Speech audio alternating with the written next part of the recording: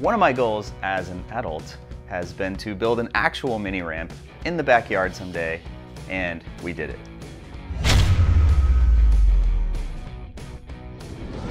I was a little hesitant about building a giant half pipe in our backyard at first, but now that it's there, it's actually really cool. Cullen plays on it all the time, and so far Jay hasn't broken anything, so we're all good. This was definitely one of those times where I may have had to convince Jaimie that this project was a good idea, but I'm glad you like it. If you're watching this chronologically, right now, Jaimie is 5 months pregnant. So you don't see her as much carrying boards around and getting all up in the sawdust this time. You know how we haven't made a video in 4 months?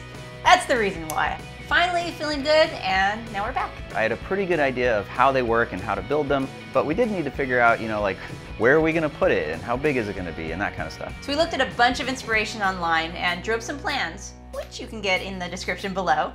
And remember, if you do like the video, hit that like button, subscribe, hit the little bell so you know when we're making stuff, all those things. Let's get to it. So the mini ramp is going in the back corner of our backyard, and luckily we had this nice brick pad in the back that was just randomly there, so we were able to use that as a nice foundation for about half of the half pipe.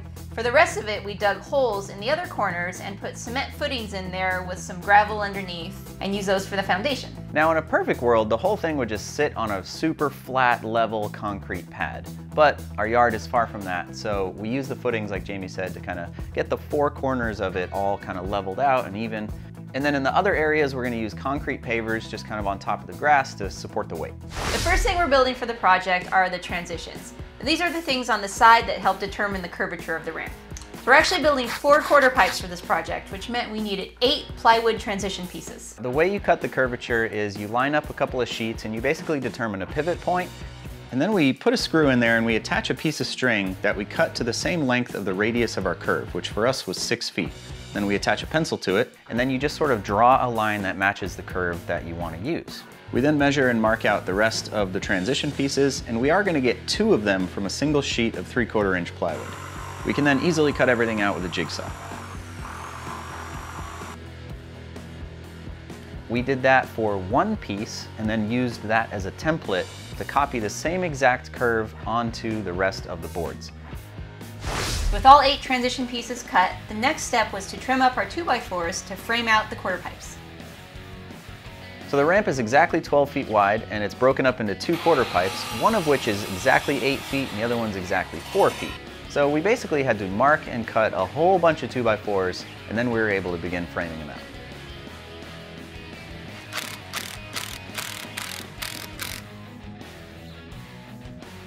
So we chose the 8-foot and the 4-foot size because that was just the most efficient use of materials. The 2x4s are 8 feet long, so cut them in half. That gives us a nice 4-foot mini ramp on each side.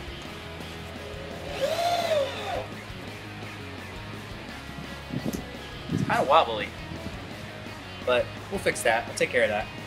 All right, this is a good milestone. We got 1 done. We need to do 3 more of these, and then a whole bunch of other stuff. And but this is cool. This is a great milestone. To assemble these, you start with the 4 corners and you get it all squared up and screwed in, and then you take your 2x4s and you put them every 8 inches along the transition.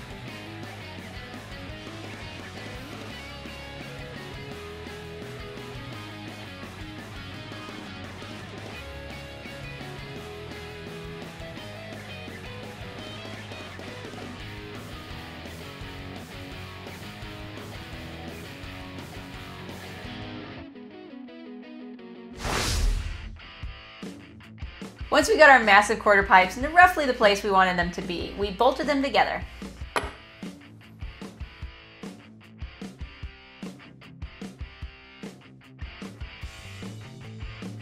Then we took a little bit of time and made sure that they were level and squared up, which was kind of hard, but we got there. It's one of those projects where it's just so big that I was continually surprised when things weren't totally messed up. But once we got the quarter pipes exactly where they were going to go, we built the flatland kind of section in between them. Luckily, everything fit and lined up. It was great. On the top corner of our quarter pipes is a notch, and in that notch we put a big metal pipe called the coping. The pipe is 2-inch outer diameter, which is bigger than any of the local hardware stores carried, For us, we actually had to go to a metal supply store and special order the pipe. And then we had to drill like 1,000,000 holes in it to actually attach it to the quarter pipes.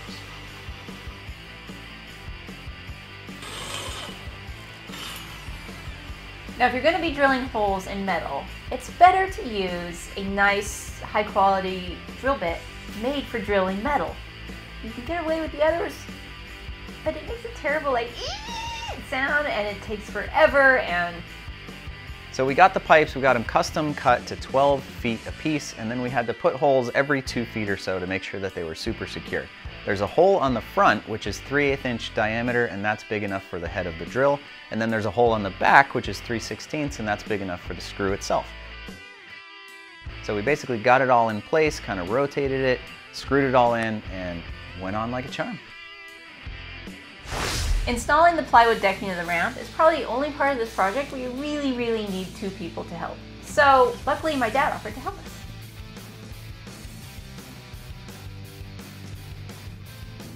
You basically need 2 humans because one human has to put their weight onto the plywood to bend it to the transition, while a second human goes by and screws it all in. And that's probably the most common question we got, do you think, about through the whole build was how do you bend the plywood? And basically it's pretty easy because you get 3/8 inch plywood, which is really kind of bendy, and then you just push it into place and screw it in.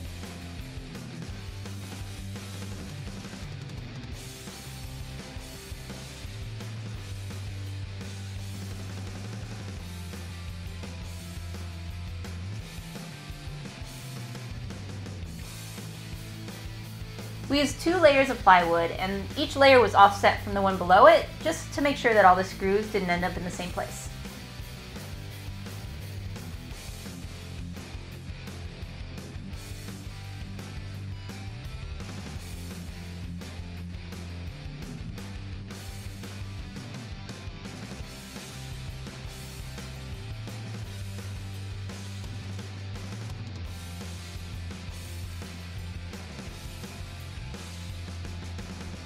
It definitely took us like a whole day, solid day, to get all the plywood down.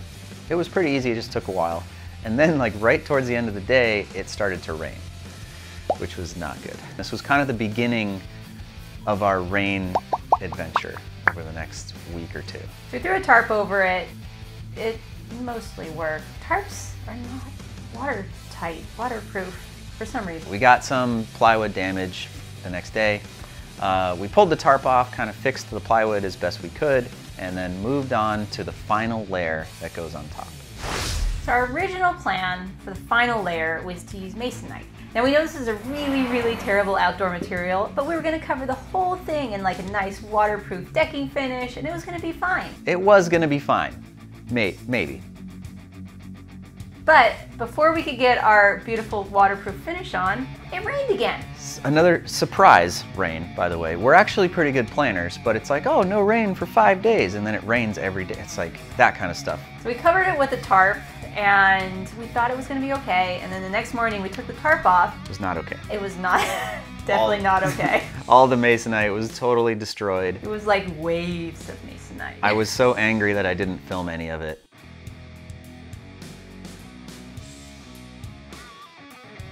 And we went back to the store and decided on a plan B, which was to put a hardwood bamboo, really thin 1/8 inch plywood on the top as the final layer.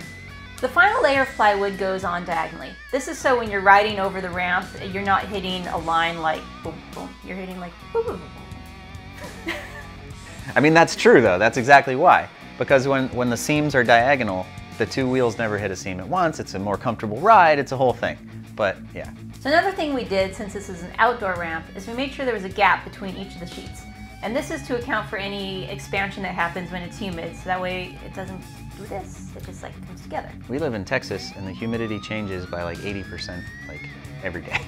So we have to do stuff like that. Depending on where you live, might not be important, but having those little expansion gaps is usually a good idea.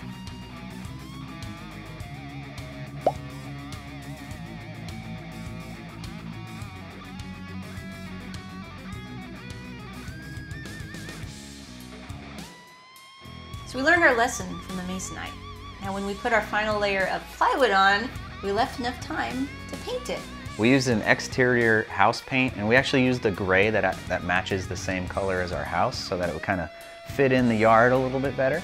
And before the final layer of paint went on, we put a bead of caulking in all of the expansion joints. The caulking's nice because it's flexible, so it still allows for a little bit of wood movement, but it stops all the rainwater from getting in and underneath and destroying all of our work.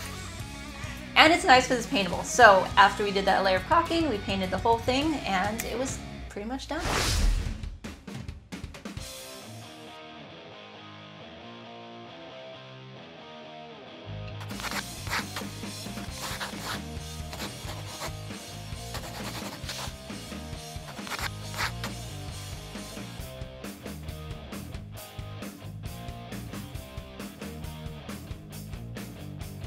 The last part of our master plan was on the back of the ramp. We installed a climbing wall so that this little guy could climb up to the top and kind of like slide down and have fun. And we found a used slide online for 10 bucks, so we put that on the back, and so now he has 2 slides.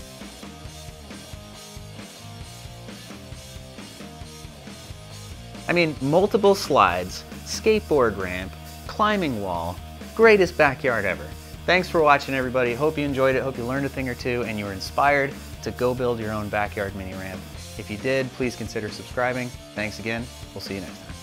We have 2 layers of the 3/8 inch. We used 2. Oh, we ripped one.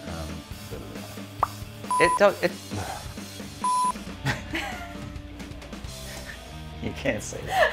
Why?